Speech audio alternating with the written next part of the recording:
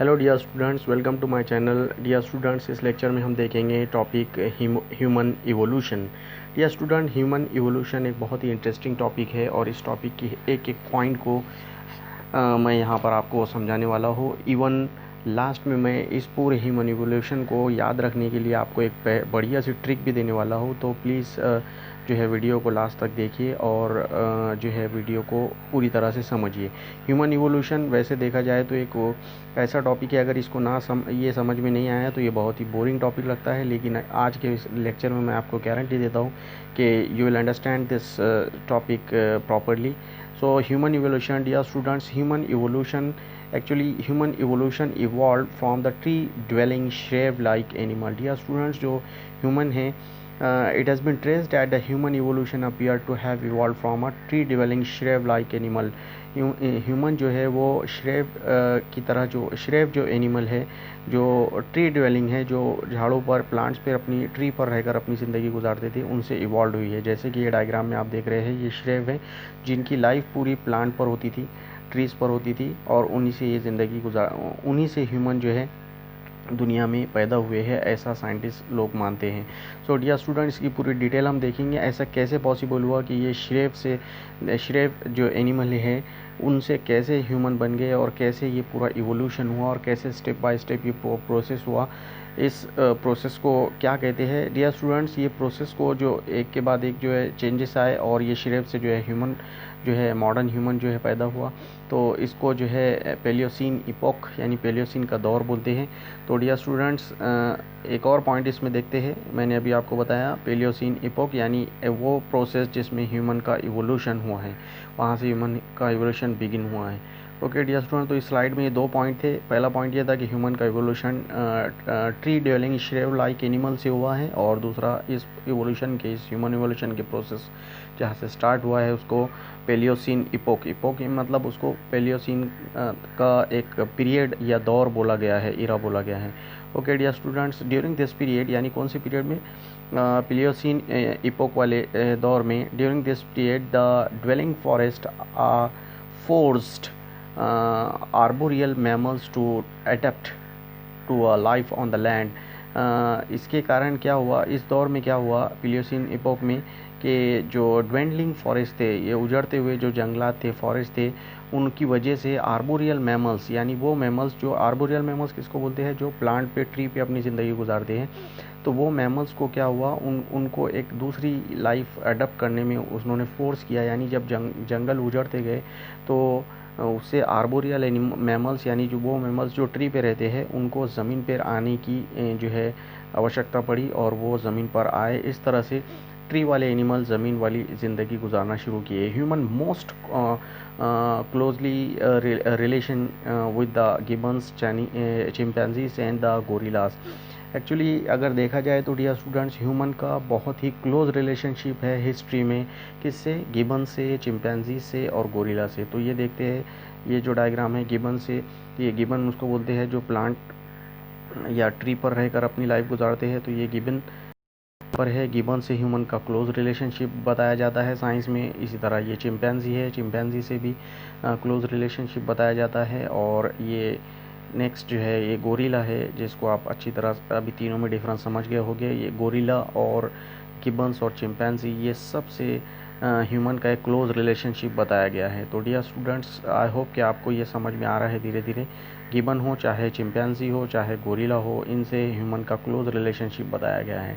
Dear students, अब हम एक ट्री डायग्राम देखते हैं। ट्री डायग्राम में हम देखते हैं कि जो भी मैमल है, यानी जिनकी बॉडी में मेमोरी ग्लैंड है, जो अपने जो फेटस है, बच्चों को जो है अपना मेमोरी ग्लैंड से सीक्रेट होने वाला मिल्क जो है एज अ न्यूट्रिएंट्स, उनको न्यूट्रिशन एज अ उनको यूज़ करवाते हैं, ताकि जब तक उनका खुद का डाइजेस्टिव सिस्टम डेवलप ना हो, तब तक वो इसी पर डिपेंड रहते हैं, अपनी माँ के मेमोरी ग्लैंड के मिल्क वाले पर डिपेंड रहते हैं। ओके डियर स्टूडेंट्स, तो मैमल्स जो है एक्चुअली अगर इसकी देखा जाए तो तीन इसकी डिवीज़न है। तीन कौन से डिवीज़न हैं? पहले डिवीज़न को हम बोलते हैं मार्सोपियल्स। मार्सोपियल्स किसको बोलते हैं वो मैं अभी आपको बताता हूँ। दूसरा है जो मोनोट्रीम्स, उसको बोलते हैं। और तीसरा जो है यूथेरियंस, इसको बोलते हैं। ओके, तो अभी हम ये मैमल्स की जो तीन टाइप है, मार्सोपियल, मोनोट्रीम्स और यूथेरियंस, इसको हम वन बाय वन देखते हैं पूरी डिटेल में। Okay dear student, marsupials mammals बोलते हैं ऐसे मैमल्स को जिनको बॉडी में जिनके पाउच होती है। ओके डियर स्टूडेंट, तो आप यहाँ पर देख रहे होंगे ये जो कंगारू आपको दिख रहा है इसके बॉडी में पाउच है और ये मार्सुपियल मैमल्स है। ओके डियर स्टूडेंट्स, उसके बाद एक और आपको एग्जांपल बताता हूँ। ये मार्सुपियल्स मैमल्स की कुछ एग्जांपल्स आपको दिख रहे हैं यहाँ पर। कंगारू है जैसे इसमें, और ये वेलाबी इसमें है, कोला इसमें है, और मार्सुपियल वॉल्फ इसमें आते हैं, और वॉम्बैट इसमें आते हैं। तो ये सब इनके बॉडी में, इनके मदर की बॉडी में जो है पाउच होता है, पाउच में ये अपनी फिटस को जो है सपोर्ट करके उसकी जो है प्रोटेक्शन भी करते हैं। ओके, तो ये मार्सुपियल मैमल्स है, मैमल्स की पहली टाइप। तो मार्सुपियल्स में तो ह्यूमन नहीं आते हैं।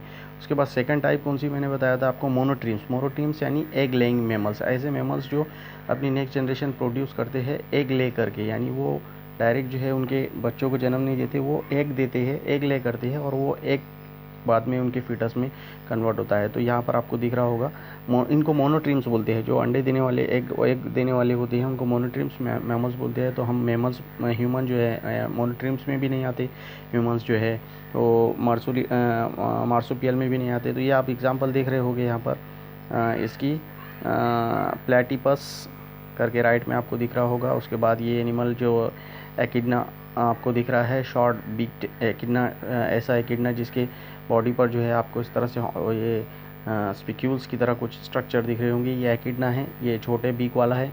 उसके बाद नीचे जो है वेस्टर्न लॉन्ग बीक वाला है, उसके बाद ईस्टर्न लॉन्ग बीक वाला है, और नीचे आपको जो दिख रहा है ये एटेनब्रॉट लॉन्ग बीक वाला एकिडना। ये सब एकिडना एनिमल है, और उसमें एक वाटर में रहने वाला मैमल प्लेटिपस है।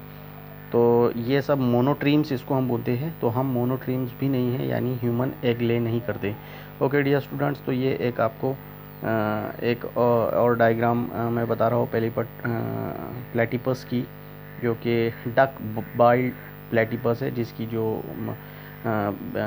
चोंच होती है, बीक जो होती है वो डक की तरह होती है। तो आपको दिख रहा होगा ये डक बाइल्ड प्लेटिपस है, यानी ये भी एग ले करते हैं। तो ये होगी सेकेंड टाइप। उसके बाद है eutherian dear student, eutherian mammals यानी प्लासेंटल मैमल्स। इसका मतलब ये इनके बॉडी में, इनकी मदर से इनकी जो नेक्स्ट जनरेशन प्रोड्यूस होती है उसमें प्लासेंटा पहले होता है। During the embryological stages placenta produce होता है, और प्लासेंटा से जो डेवलपिंग एम्ब्रियो है, यानी जो नेक्स्ट पैदा होने वाला जो बच्चा है, उसका कनेक्शन मदर की बॉडी से एक ट्यूब के ज़रिए रहता है, जिसको एम्बिलिकल कॉर्ड बोलते हैं, जो प्लासेंटा का एक पार्ट होता है। तो प्लासेंटा से मदर की बॉडी अपने फिटस की बॉडी से कनेक्ट हो जाती है। इस तरह से उसका पूरा डेवलपमेंट होता है during the pregnancy stage. Okay, तो ऐसे मैमल्स को यूथेरियन बोलते हैं। तो इंसानों में भी ऐसा होता है, इसलिए ये कुछ एग्जांपल्स हम देख रहे हैं। प्लासेंटल मैमल्स इसमें माउस भी आते हैं, यानी ये अपने डायरेक्ट बच्चों को जन्म देते हैं। एलिफेंट भी इसमें ऐसे ही आते हैं। तो ये सब यूथेरियन मैमल्स है। ओके डियर स्टूडेंट, ये जैसे कि आप देख सकते हैं इसमें ये जो है प्लासेंटा है, और ये प्लासेंटा आपको दिख रहा होगा। ये प्लासेंटा का एक कॉर्ड है, इसको एम्बिलिकल कॉर्ड बोलते हैं। एलिफेंट की बॉडी में आप यहाँ पर देख रहे हैं। ओके डियर स्टूडेंट्स, तो हमने यहाँ पर देखा यूथेरियन। अब मुझे बताइए, क्या हम जो ह्यूमन है वो प्लासेंटल मैमल्स है? यस, हम प्लासेंटल मैमल्स है। ये प्लासेंटा आप डायग्राम में देख रहे होंगे, ये मदर का यूटेरस है, जिसमें ये मदर का यूटेरस है, और जिसमें आपको यहाँ पर प्लासेंटा दिखाई दे रहा होगा। ये जो पार्ट है ये प्लासेंटा है, और इसमें से एक ट्यूब निकल कर आती है, एक कॉर्ड होता है जो डेवलपिंग फिटस को अपनी मदर की बॉडी से कनेक्ट कर देता है, और इसको एम्बिलिकल कॉर्ड बोलते हैं। ये प्लासेंटा का एक पार्ट होता है। ओके डियर स्टूडेंट्स, तो इस तरह से ये हमने ये देखा कि हम यूथेरियन मैमल्स है, यानी हमारी बॉडी में जो है नेक्स्ट जनरेशन को प्रोड्यूस करने के लिए मदर की बॉडी में प्लासेंटा होता है। जैसे कि आप ये देख सकते हैं, ये एक प्लासेंटा है, और प्लासेंटा से एक कॉर्ड जो है कनेक्ट कर रहा है। ये प्लासेंटा है, और प्लासेंटा से ये कॉर्ड जो है बच्चे को कनेक्ट करता है मदर की बॉडी से। ओके डियर स्टूडेंट्स, तो ये प्लासेंटा को बाद में जो है फिर डॉक्टर कट कर देते हैं, जैसे आपको तो यहाँ पर दिख रहा होगा। ये इस प्लासेंटा को, अम्बिलिकल कॉर्ड को, जब बच्चे की बर्थ हो जाती है तो उसको कट कर दिया जाता है। इस तरह से ये बच्चे की बॉडी में बाद में नेवल बन जाता है। ओके डियर स्टूडेंट्स, तो इससे ये पता चला कि इंसान यानी ह्यूमन बीइंग भी जो है वो प्लासेंटल मैमल है। तो हम इसका क्लासिफिकेशन देख रहे थे।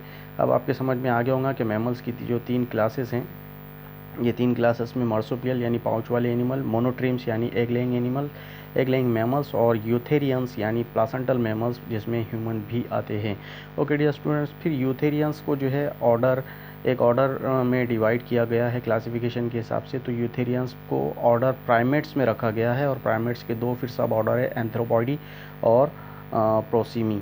तो हम प्रोसीमी में नहीं आते, हम एंथ्रोपॉइडी में आते हैं। तो ऑर्डर प्राइमेट्स हमारा है, इसकी कुछ कैरेक्टरिस्टिक देख लेते हैं। सब ऑर्डर एंथ्रोपॉइडी हमारा है, और उसके बाद जो है फिर हम होमोनिडी फैमिली में आते हैं, जिसमें ओल्ड वर्ल्ड मंकी भी आते हैं और न्यू वर्ल्ड मंकी भी आते हैं। फिर जो होमोनिडी है, वो होमोनिडी जो है होमिनॉइडी जो है वो फिर होमिनिडी और पोंगिडी और हाइलोबैटिडी, ये 3 सब क्लासेस में डिवाइडेड होती है। तो ये भी हम 1 बाय 1 देखते हैं। पहले हम ऑर्डर प्राइमेट्स की कुछ कैरेक्टरिस्टिक्स देख लेते हैं कि हमको प्राइमेट्स ऑर्डर में क्यों रखा गया है। ओके डियर स्टूडेंट्स, तो characteristic of primates order, it includes the anatomical and the behavioural feature that distinguish primates from the members of the other mammalian orders, includes the lack of strong specialisation in the structure, prehensile hand and feet. अपने जो हाथ है और अपने feet जो है वो prehensile है, उसको हम यूज़ कर सकते हैं डिफरेंट पर्पसेस के लिए। And usually with opposable thumb, हमारा जो थंब है वो अपने फिंगर से अपोजिट डायरेक्शन में जा सकता है। ग्रेट टोस, हमारे जो टोस है वो एक अच्छी तरह से उसका हाईली डेवलपमेंट हुआ है। फ्लैट एंड नेल्स हमारे है, चपटे हमारे नेल्स होते हैं इंस्टेड ऑफ क्लॉ। जो जैसे बर्ड में क्लॉ होते हैं, हमारे पास वो नेल्स में कन्वर्ट हो गए हैं।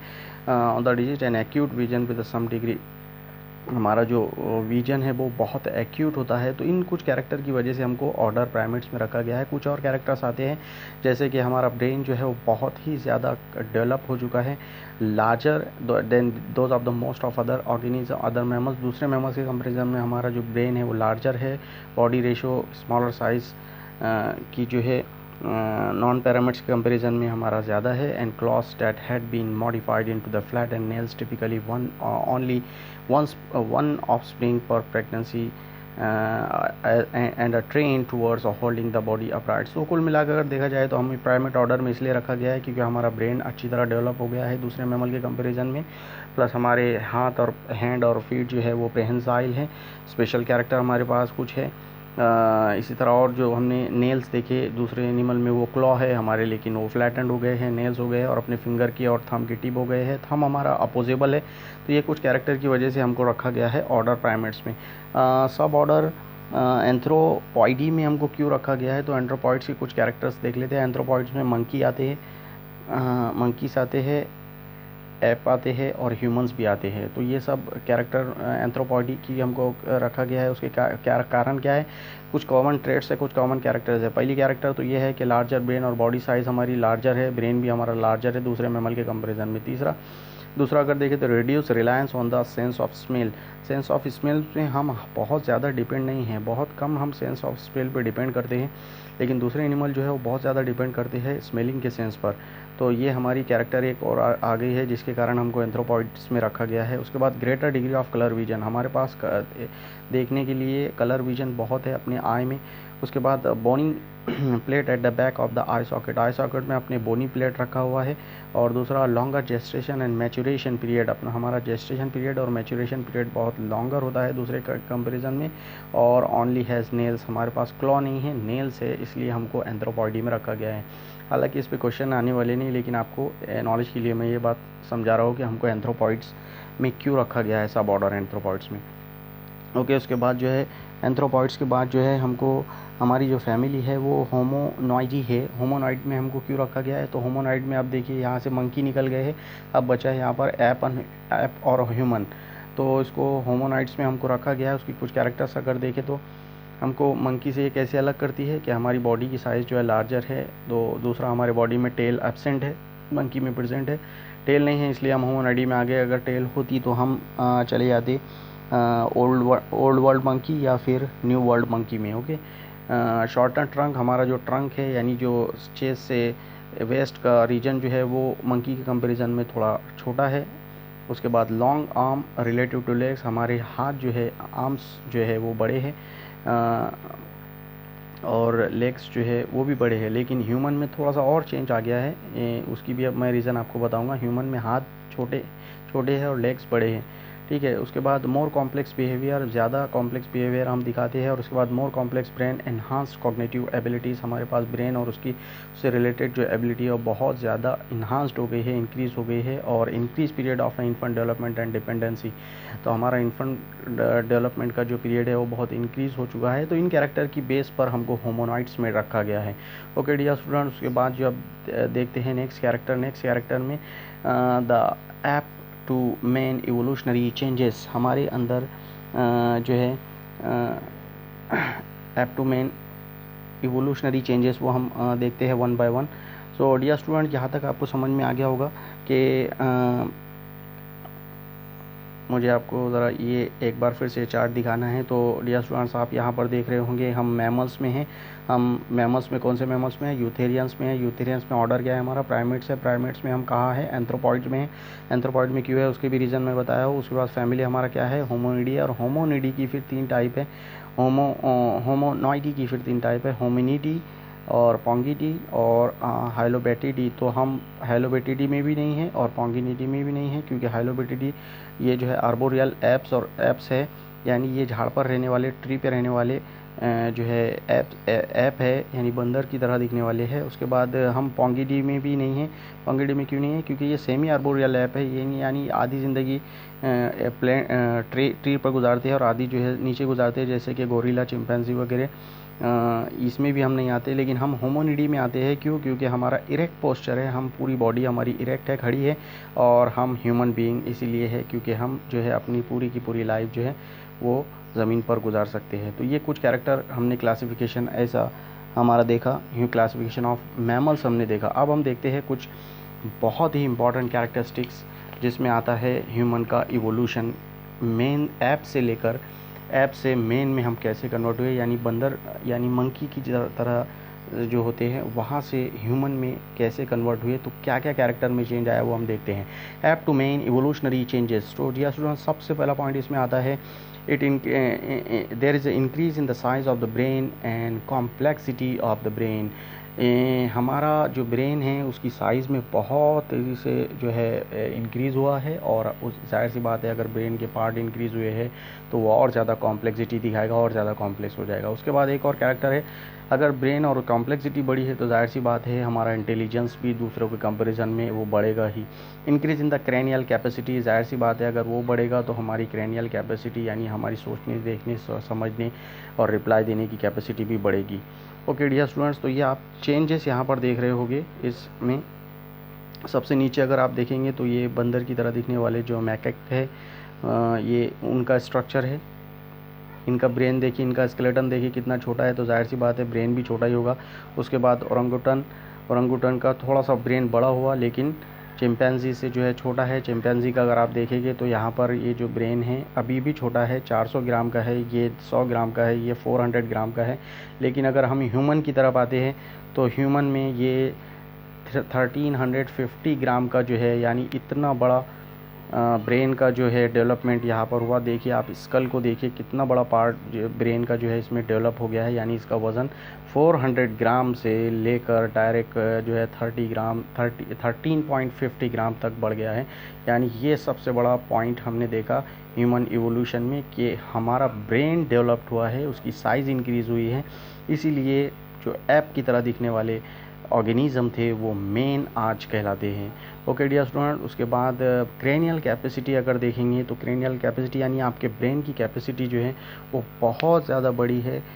जैसे कि अभी हम देखेंगे यहाँ पर तो हमारी क्रेनियल कैपेसिटी अबाउट 1450 सीसी, ये इतना है। इसमें 1400 दिया हुआ है, लेकिन यहाँ पर मैं आपको बता दूँ 1450 सीसी ये हमारी करंट अभी क्रेनियल कैपेसिटी है। इस पर क्वेश्चन भी आता है, लेकिन 2 मिलियन पहले ये 1150 थी। 3 मिलियन पहले ईयर्स अगो पहले ये 850 सीसी थी, और उससे भी पहले ये 600 सीसी थी 3.5 मिलियंस एगो। तो आज जो है हमारी 1450 सीसी यानी 1450 सीसी क्रेनियल कैपेसिटी है। Cranial CC means cranial capacity, यानी हमारी ब्रेन की कैपेसिटी अभी पहले के कंपैरिजन में बहुत ज़्यादा इन्हांस्ड हो चुकी है। इसलिए अब हमें ऐप नहीं, अब हमको मेन कहा जाता है। तो आप देख रहे होंगे ये कुछ ऑर्गेनिज्म है, Australopithecus, homo erectus and homo sapiens. तो आप इसमें चेंजेस खुद ही देख रहे होंगे आपने, इनका स्कल कितना था, इनका स्कल कितना था, और यहाँ पर ह्यूमन में ये पार्ट कितना बड़ा हुआ है जिसमें ब्रेन का डेवलपमेंट हुआ है। और यहाँ उल्टा हुआ है, इनके जॉस बड़े थे, इनके जॉस छोटे थे, और ह्यूमन के जॉस अभी उससे भी छोटे हुए हैं। इसका मतलब टीथ डेवलप हुए और जॉस छोटे होते गए, लेकिन ब्रेन बढ़ता गया। इसलिए ये ब्रेन को इंक्रीज़ करने वाला कैरेक्टर सबसे पहले नंबर पे रखा जाता है इवोल्यूशनरी चेंजेस में। ओके डियर स्टूडेंट्स, तो उसके बाद अब नेक्स्ट पॉइंट देखते हैं। नेक्स्ट पॉइंट में आता है बाइपेडल लोकोमोशन। सबसे इम्पॉर्टेंट ये भी एक इवोल्यूशन हुआ है कि ह्यूमन जो है पहले बाइपेडल लोकोमोशन नहीं करते थे, पहले क्वाड्रापेडल लोकोमोशन करते थे। बाइपेडल लोकोमोशन मतलब दो पैरों पे चलते थे, दो पैरों पे नहीं चलते थे, चार पैरों पे चलते थे, लेकिन अब जो है वो दो पैरों पे चलते हैं, यानी बाइपेडल लोकोमोशन करते हैं। उसके बाद एक और पॉइंट है अपोजिबल थंब। ह्यूमन में जो थंब है उनके फिंगर के कंपैरिजन में वो अपोजिट डायरेक्शन में जा सकता है, जिसके बहुत सारे बेनिफिट मिलते हैं। उसके बाद इरेक्ट पोस्चर है। ह्यूमन में जो है इरेक्ट पोस्चर देखा गया है, यानी उसका पूरी बॉडी जो दो पैरों पे स्टैंड हो सकती है और पूरी बॉडी स्ट्रेटली खड़े हो सकती है, जैसे कि इस डायग्राम में हम देख सकते हैं। बाइपेडल लोकोमोशन किसको बोलते हैं? बाइपेडल लोकोमोशन, यानी ये दो पैरों पे जो चल सकता है उसको बाइपेडल लोकोमोशन बोलते हैं, जो आज के ह्यूमन कर सकते हैं। लेकिन पहले के जो एनिमल थे वो इस तरह से नहीं कर सकते थे। वो उनकी बॉडी में क्योंकि इरेक्ट पोस्चर नहीं था, यानी उनकी बॉडी जो है इस तरह से कर्व थी उनकी वर्टेब्रल कॉलम, इसलिए वो ये जो सामने के जो हाथ है जिसको आज हम हैंड बोलते हैं, इसको फोर लिम्ब कहा जाता था। और ये फोर लिम्ब जो है फोर लिम्ब का सपोर्ट लेते थे लोकोमोशन के लिए, यानी ये चार पैरों का यूज़ करते थे चलने के लिए बॉडी पे, तो इसलिए इसको क्वाड्रपेडल लोकोमोशन बोलते थे। लेकिन बाद में ये इरेक्ट पोस्चर होता गया धीरे धीरे धीरे धीरे, और ये इरेक्ट पोस्चर के कारण ये जो बॉडी है वो स्ट्रेट हो गई, और स्ट्रेट होने के कारण ही ये जो बाइपेडल लोकोमोशन जो है होने लगा। बाइपेडल लोकोमोशन यानी ये दो पैरों पर लोकोमोट करने लगे, अपनी एक जगह से दूसरी जगह चेंज करने लगे। उसके बाद अपोजिबल थंब जो है, डियर स्टूडेंट, अपोजिबल थंब मैं आपको बाद में बताता हूँ। इरेक्ट पोस्चर और ये दो पॉइंट हमने यहाँ पर देख लिया। उसके बाद चलिए देखते हैं अपोजिबल थंब का कंपैरिजन। तो पहले के जो लिविंग ऑर्गेनिज्म थे, जैसे आप यहाँ देख रहे थे टार्सियर करके है, ये गिबन का है, ये चिंपैंजी का है, ये गोरिल्ला का है, और ये आज के ह्यूमन का है। तो इसमें आप देख रहे होंगे यहाँ पर तो थंब दिख ही नहीं रहा है, और अगर है भी तो फिंगर की तरह है। यहाँ पर भी थंब पूरी तरह से डेवलप नहीं है, यहाँ पर और छोटा हो गया, यहाँ पर उससे भी ज़्यादा छोटा हो गया। लेकिन यहाँ पर ह्यूमन में ये पूरी तरह से ह्यूमन की फिंगर से जो है सेपरेट हो गया है, और बिल्कुल ह्यूमन की फिंगर की अपोजिट डायरेक्शन में कोई भी मूवमेंट कर सकता है। तो ये अपोजिबल थंब होने के कारण ये ह्यूमन जो है अपोजिबल थंब होने के कारण फिंगर के अपोजिट डायरेक्शन में जाता है, इसलिए ग्रास्पिंग, ग्रिप वगैरह के जो काम है, कोई भी चीज़ को पकड़ना, उसको फेंकना, उसको थ्रो करना, फिर उसको कैच करना, ये ह्यूमन के लिए और ज़्यादा पॉसिबल हो गया है, क्योंकि ये अपोजिबल थंब वाली कैरेक्टरिस्टिक रखते हैं। ओके डियर स्टूडेंट्स, उसके बाद जो है shortening of the four limbs and lengthening of the hind limbs, यानी फोर लिम जो है वो ह्यूमन के पहले के कंपैरिजन में वो छोटे हो गए, और हाइंड लिम यानी जिसको आज हम पैर बोलते हैं, लेग्स बोलते हैं, वो बड़े हो गए। तो लेग्स इनके बड़े रह गए, लेकिन हैंड जो है यानी फोर लिम जिसको बोलते हैं वो छोटे रह गए। Development of the chin, human में पहले चिन नहीं थी, और या फिर बहुत ही अनडेवलप थी, अब उसका डेवलपमेंट हुआ है, इसलिए ये भी एक कैरेक्टर रखी जाती है। Broadening of the pelvic girdle, pelvic girdle जो है वो इनका ब्रॉड हुआ है, और development of the lumbar curvature, ये सब कैरेक्टर मैं आपको अभी डायग्रामेटिकली समझाता हूँ। डियर स्टूडेंट, देखते हैं शॉर्टनिंग ऑफ द फोर लिम। तो अगर आप इस डायग्राम में देखेंगे तो इनके जो फोर लिम है वो कितने लंबे हैं आप देख सकते हैं, और ये हैंड लिम है, ये भी आप देख सकते हैं। उल्टा है, हैंड लिम छोटे है, फोर लिम बड़े हैं, लेकिन यहाँ पर उल्टा हो गया है, हैंड लिम जो है वो छोटे हो गए और फोर लिम उससे ज़्यादा बड़े हो गए। तो ये डेवलपमेंट हुआ है ह्यूमन में, इसलिए ये बहुत सारे डेवलपमेंटल कैरेक्टरिस्टिक को दिखाता है और एडवांस कैरेक्टर को दिखाता है। ओके, उसके बाद डियर स्टूडेंट नेक्स्ट पॉइंट आता है development of the chin. Development of chin आपको दूसरी डायग्राम में मैं बताता हूँ। Broadening of the pelvic girdle, dear students ये जो दिख रहा है ये पेल्विक गर्डल है। तो यहाँ पर आपको दिख रहा होगा ये जो पेल्विक गर्डल है, यहाँ पर कुछ भी इसका डेवलपमेंट नहीं है या बहुत ही कम डेवलपमेंट है। लेकिन इस डायग्राम में देखिए ये इतना बड़ा पेल्विक गर्डल जो है वो डेवलप हो गया है, इसी के कारण जो है पोस्चर जो है इरेक्ट हो गया है। तो इसी कारण जो है बाइपेडल लोकोमोशन का जो है ये यूज़ करने लगे ह्यूमन बीइंग। उसके बाद development of the lumbar curvature, यहाँ पर दिख रहे हैं आपको ये छोटी छोटी जो बोन्स है, ये लंबर वर्टिब्री है। तो लंबर कर्वेचर का जो है ये डेवलपमेंट हुआ है, जबकि यहाँ पर ऐसा कुछ भी लंबर कर्वेचर आपको इतना अच्छा नहीं दिख रहा होगा, इतना ज़्यादा डेवलप नहीं दिख रहा होगा। तो लंबर कर्वेचर इसमें है, इसीलिए ह्यूमन जो है वो इरेक्ट होने लगे और 2 पैरों पे चलने लगे। ओके डियर स्टूडेंट, उसके बाद एक पॉइंट में जो आपको बताना चाह रहा था वो था डेवलपमेंट ऑफ चीन का। तो चीन का आप देख सकते हैं, इस डायग्राम में आप देख सकते हैं, यहाँ पर आपको चीन ज़्यादा अच्छी तरह से डेवलप नहीं दिख रही है, लेकिन ये ह्यूमन की स्कल है, इसमें आप देखिए कितने अच्छे से इसकी चीन जो है डेवलपमेंट इसका हुआ है। तो ये सब कैरेक्टरिस्टिक जो है हम देख रहे हैं ऐप से मेन में कौन से कैरेक्टर में कैसे कैसे इवोल्यूशनरी चेंज आया।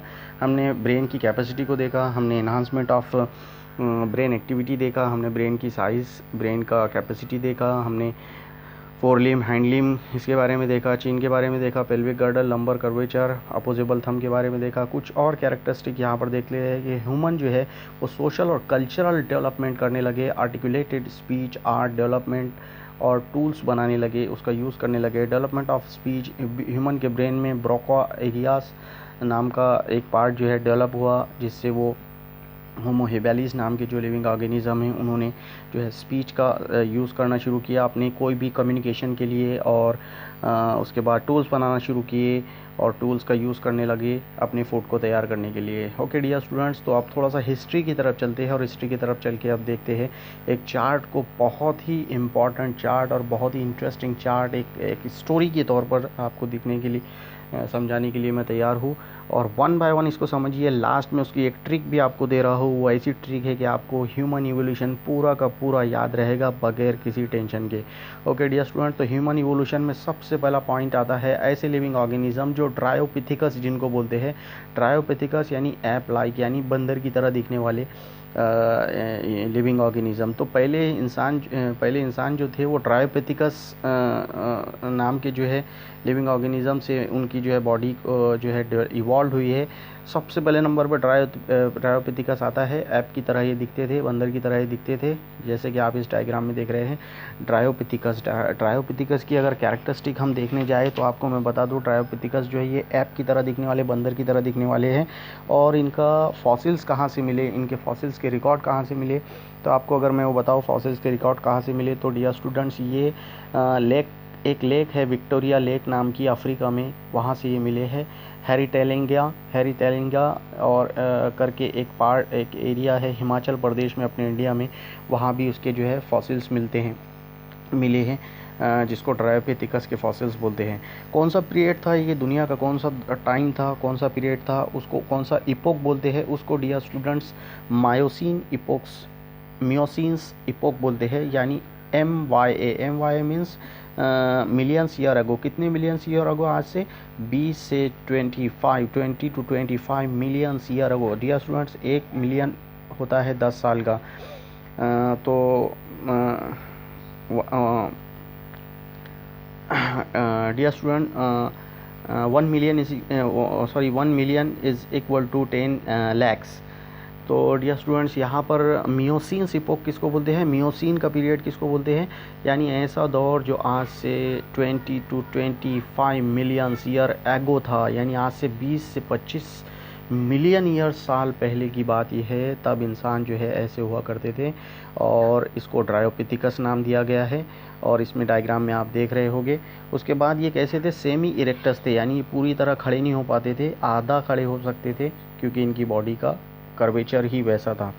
और they are having the close similarity to the chimpanzee से बहुत ज़्यादा मेल खाती थी इनकी बॉडी। तो डियर स्टूडेंट, पहला हमने क्या देखा, ट्रायोपिथिकस। याद रखिए, इसके लिए मैं एक ट्रिक देने वाला हूँ लास्ट में, जिससे आपको ये सब याद रहेगा कि पहले नंबर पे कौन था, दूसरे पे कौन, तीसरे पे कौन। इसमें सबसे इंपॉर्टेंट चीज़ें जो है यही आने वाली है कि इनके नाम क्या थे पहले और इनकी सीक्वेंस क्या थी। ट्रायोपिथिकस पहले नंबर पर था, और इनके दौर को क्या बोलते हैं, जैसे मियोसीन्स, यानी ये आज से 20 से 25 मिलियन ईयर्स एगो वाला दौर, ओके, जो ऐप की तरह दिखते थे। उसके बाद सेकंड नंबर पे आता है रैमेपिथिकस, यानी ये इंसानों की तरह दिखने वाले जो है लिविंग ऑर्गेनिज्म थे, और ये इस तरह से थोड़ा सा ये इरेक्ट पोस्चर दिखाते थे, यानी थोड़ा सा ये खड़े होने लगे थे, स्टैंड होने लगे थे।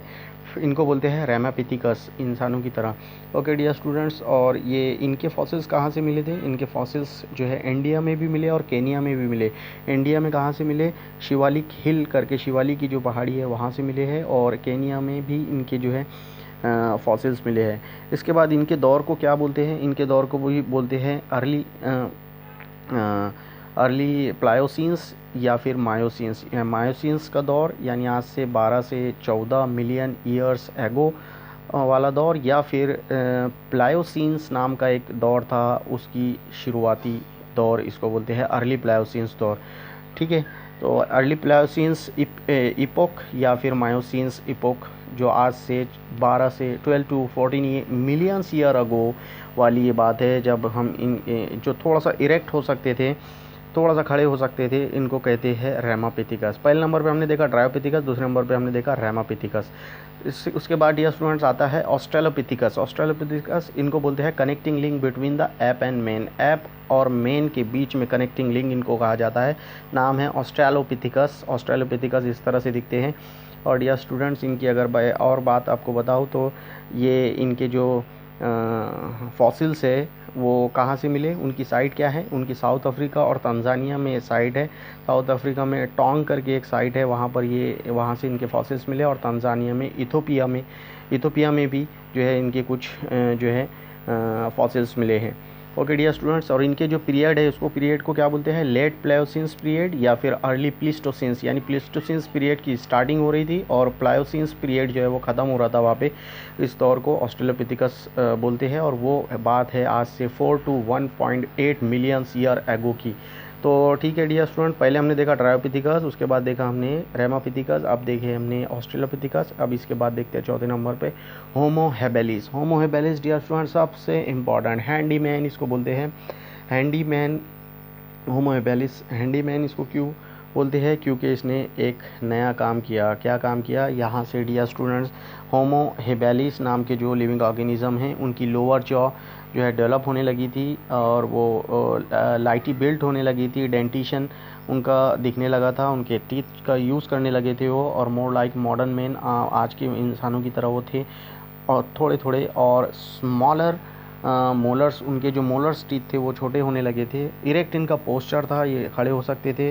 क्रेनियल कैपेसिटी अगर देखें तो 650 से 800 सीसी इनकी थी। और probably they do not eat meat, शायद वो मीट नहीं खाते थे। और सबसे इम्पॉर्टेंट बात इन जिसके कारण इनको हैंडीमैन कहा जाता है, ये टूल्स बनाने लगे थे स्टोन से, इसीलिए इनको हैंडीमैन कहा जाता है। यानी ये पत्थर का स्टोन का यूज़ करके अपनी कुछ तो भी औजार बनाने लगे थे। इस दौर को बोलते हैं लेट प्लायोसीन्स या फिर अर्ली प्लीस्टोसीन्स। यानी प्लीस्टोसीन्स की दौर की इपोक की यहाँ से स्टार्टिंग हो रही थी। ये बात है डियर स्टूडेंट्स आज से 2.5 से 1.4 मिलियंस ईयर एगो। तो इस तरह से हमने ड्रायोपिथिकस पहले नंबर पे, रेमापिथिकस दूसरे नंबर पे, ऑस्ट्रेलोपिथिकस तीसरे नंबर पे, और होमो हैबिलिस यानी हैंडीमैन चौथे नंबर पे देखा। ओके डियर स्टूडेंट, उसके बाद जो है पाँचवें नंबर पे आता है होमो इरेक्टस। यानी उससे भी इम्पॉर्टेंट डेवलपमेंट, जिसमें दो टाइप देखी गई है, जिसको ऐप की तरह दिखने वाले मेन कहा जाता है डियर स्टूडेंट्स। होमो इरेक्टस इसको इसलिए बोलते हैं, उसकी रीज़न मैं आपको बताता हूँ, लेकिन ये दौर था आज से 1.5 मिलियंस ईयर एगो का। और डियर स्टूडेंट्स इस दौर को बोलते हैं प्लीस्टोसीन्स का मिडल वाला दौर। और डियर स्टूडेंट्स इसमें ह्यूमन जो है वो होमो इरेक्टस इनको क्यों कहा जाता है, क्योंकि ये इनकी बॉडी जो है वो इरेक्ट हो गई थी। पहले थोड़े से देख लेते हैं, इनके दो टाइप है, एक है जावा मैन और एक है पैकिंग मैन। तो जावा मैन और पैकिंग मैन ये कैसे होते हैं, लेकिन आप इनकी यूज़ देख रहे होंगे, ये फायर का यूज़ करने लगे थे, औजार बनाने लगे थे, और जो है अपना शिकार भी करना सीख गए थे, तो इनको होमो इरेक्टस बोलते हैं। उसमें दो टाइप है, एक पहली टाइप जो है जावा मैन इसको बोलते हैं। जावा मैन इसलिए बोलते हैं क्योंकि जावा आइलैंड से इनके जो है फॉसिल्स मिले थे। और दूसरा है पैकिंग मैन, जिनको चाइना से जो है चाइना के पास बीजिंग जो होता है, बीजिंग जो है वहाँ से इनके जो है कुछ फॉसिल्स मिले। तो ये जो है पैकिंग मैन इसको बोलते हैं, और ये जो है जावा मैन इसको बोलते हैं। तो ये दोनों होमो इरेक्टस की ही टाइप में आते हैं। ओके डियर स्टूडेंट्स, तो पहले हमने देखा Dryopithecus, Ramapithecus, Australopithecus, Homo habilis, Homo erectus में जावा मैन और Peking man. Dear student last में आपको एक बढ़िया सी ट्रिक देने वाला हूँ, जिसके कारण आप पूरा ये इवोल्यूशन याद रखेंगे। उसके बाद आता है 6 नंबर पे निएंडरथल मैन, यानी एडवांस प्री हिस्टोरिक मैन।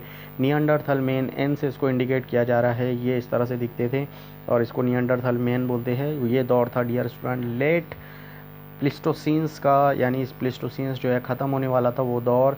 यानी ये आज से 1 लाख साल या 40,000 1 लाख से 40,000 साल 40,000 से 1 लाख साल पहले की बात है, जब इंसान को निएंडरथल मैन कहा जाता था। निएंडरथल मैन इसको इसलिए कहा जाता था, सबसे पहले इनकी साइट जो है ऑफ फॉसिल्स का रिकॉर्ड कहाँ से मिला डियर स्टूडेंट्स, ये निएंडरथल वैले जो है जर्मनी में जो वैले है एक निएंडरथल नाम का, वहाँ से इनके फॉसिल्स मिले, इसलिए इसको निएंडरथल मैन कहा जाता है।